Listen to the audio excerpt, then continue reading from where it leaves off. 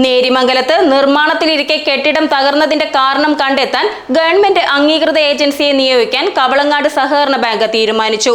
കെട്ടിട നിർമ്മാണം മലബാർ കൺസ്ട്രക്ഷൻ കമ്പനിയെ ഏൽപ്പിച്ചത് എല്ലാ മാനദണ്ഡങ്ങളും നിയമങ്ങളും പാലിച്ചാണ്. ബാങ്കിനെതിരെയുള്ള കുപ്രചരണങ്ങളെ സഹകാരികൾ തള്ളിക്കളയും. നേരിമംഗലത്തിന്റെ ടൂറിസം സാധ്യതകൾ പൂർണ്ണമായി പ്രയോജനപ്പെടുത്തി വിദേശികളെ കൂടി ആകർഷിക്കുന്ന വിധത്തിലാണ് ബാങ്ക് ടൂറിസം പ്രൊജക്ട് നടപ്പാക്കുന്നതെന്നും പ്രസിഡന്റ് വ്യക്തമാക്കി. കവളങ്ങാട് സഹകരണ ബാങ്കിന്റെ ആയുർവേദ റിസോർട്ടിനായി നിർമ്മിച്ചുകൊണ്ടിരുന്ന കെട്ടിട ഭാഗം തകർന്നു വീണത് വിവാദമായ സാഹചര്യത്തിലാണ് വിദഗ്ധ പരിശോധന നടത്താൻ ബാങ്കിന്റെ ഡയറക്ടർ ബോർഡ് തീരുമാനിച്ചത്. ഗവൺമെന്റ് അംഗീകൃത ഏജൻസിയെ പരിശോധനയ്ക്കായി നിയോഗിക്കുമെന്ന് പ്രസിഡന്റ് യാസർ മുഹമ്മദ് പറഞ്ഞു. അവശേഷിക്കുന്ന കെട്ടിട ഭാഗത്തിന്റെ ഉറപ്പും പരിശോധനയ്ക്ക് വിധേയമാക്കും. അപ്പോൾ നിലവിൽ ആ പൊളിഞ്ഞു ചാടിയ ഭാഗം അത് ഇനി എങ്ങനെ പണിയണം എന്നുള്ളതിനെക്കുറിച്ചൊക്കെ ഞങ്ങളിന്ന് ബോർഡ് മീറ്റിംഗ് കൂടിയതിൻ്റെ ഭാഗമായി ഞങ്ങൾ അത് പരിശോധിക്കാൻ തീരുമാനിച്ചിട്ടുണ്ട്. ഒരു ഗവൺമെൻറ് അംഗീകൃത എൻജിനീയറിംഗ് ഏജൻസിയെ വെച്ചുകൊണ്ട് ഞങ്ങളത് പരിശോധിക്കുന്നതിന് വേണ്ടി ഇപ്പോൾ ബോർഡ് മീറ്റിംഗ് വേണ്ടി തീരുമാനമെടുത്തിട്ടുണ്ട്. അങ്ങനെ ഞങ്ങൾ എന്തുകൊണ്ട് അത് പൊളിഞ്ഞു എന്നുള്ളതിൻ്റെ പരിശോധന നടത്തും. ബാക്കിയുള്ള ഇപ്പോൾ നിലവിൽ പണിത് വച്ചിരിക്കുന്ന ഭാഗങ്ങളുണ്ടല്ലോ, ആ ഭാഗങ്ങളെല്ലാം അതിൻ്റെ സ്ട്രെങ്ത് കൂടി പരിശോധിച്ചിട്ടാണ് ഇനി അതിൽ വീണ്ടും വർക്ക് ഞങ്ങൾ ആരംഭിക്കുകയുള്ളൂ. റിസോർട്ട് നിർമ്മാണം മലബാർ കൺസ്ട്രക്ഷൻ കമ്പനിയെ ഏൽപ്പിച്ചതിൽ ക്രമക്കേടുണ്ടെന്ന ആരോപണത്തെയും പ്രസിഡന്റ് നിഷേധിച്ചു. എല്ലാ മാനദണ്ഡങ്ങളും ഇക്കാര്യത്തിൽ പാലിച്ചിട്ടുണ്ട്. 4 കമ്പനികളിൽ കുറഞ്ഞ തുക കോട്ട് ചെയ്തവർക്കാണ് കരാർ നൽകിയത്. റിസോർട്ട് പ്രവർത്തനക്ഷമമാക്കി ബാങ്കിനെ ഏൽപ്പിക്കേണ്ടതിന്റെ ഉത്തരവാദിത്തം കരാർ കമ്പനിക്കാണ്.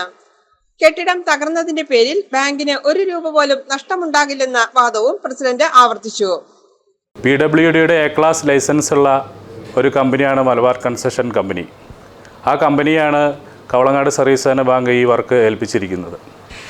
സഹകരണ മേഖലയിൽ ഇതുപോലെയുള്ള പ്രൊജക്റ്റുകൾ നടപ്പിലാക്കുമ്പോൾ പാലിക്കേണ്ട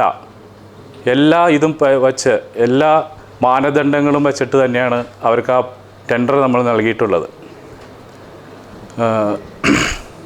നമ്മൾ പ്രൊജക്റ്റുമായി മുന്നോട്ട് പോകുമ്പോൾ കേരള തലത്തിൽ തന്നെ സ്റ്റേറ്റ് ബേസിൽ തന്നെ നമ്മൾ 2 പത്രങ്ങളിൽ പരസ്യം നൽകിയിട്ടാണ് ടെൻഡർ ക്ഷണിച്ചിട്ടുള്ളത്. അതിൻ്റെ ഭാഗമായി 4 കമ്പനികളാണ് ഇവിടെ ടെൻഡർ കോട്ട് ചെയ്തിട്ടുള്ളത്. 4 കമ്പനിയിൽ ഏറ്റവും കുറഞ്ഞ ടെൻഡർ തന്ന ഈ മലബാർ കൺസ്ട്രക്ഷൻ കമ്പനിയെ വിളിച്ചു വരുത്തി അവരുമായി നെഗോഷിയേറ്റ് ചെയ്തതിൻ്റെ ഭാഗമായി വീണ്ടും ആ റേറ്റിലൊരു കുറവ് വരുത്തിയിട്ടാണ് നമ്മൾ ഈ പ്രൊജക്റ്റ് 15.5 കോടി രൂപയ്ക്ക് അവരെ ഏൽപ്പിച്ചിട്ടുള്ളത്.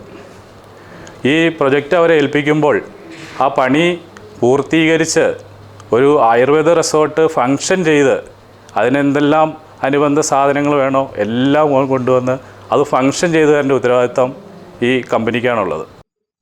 ബാങ്കിനെതിരെ കോൺഗ്രസ് നടത്തുന്ന സമരത്തിൽ ബാങ്കിന്റെ പ്രവർത്തന പരിധിയിലുള്ളവർ പങ്കെടുത്തിട്ടില്ല.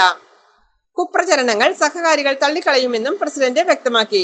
കവളങ്ങാട് പഞ്ചായത്തിലുള്ള 2 പ്രധാനപ്പെട്ട സംഘങ്ങളും ഇടതുവശമാണ് ഭരിക്കുന്നത്. അതുപോലെ പഞ്ചായത്തിൻ്റെ ഭരണവും ഇടതുവശത്തിൻ്റെ കയ്യിലാണ്. അതിൻ്റെ ഒരു പ്രശ്നമാണ് അവർക്കെല്ലാം ഉള്ളത്. എന്ത് കിട്ടിയാലും പെട്ടെന്ന് ബാങ്കിന് മുന്നിൽ വന്ന് സമരം ചെയ്യുന്ന രീതി നേരത്തെ അവർ എടുത്തിട്ടുണ്ട്.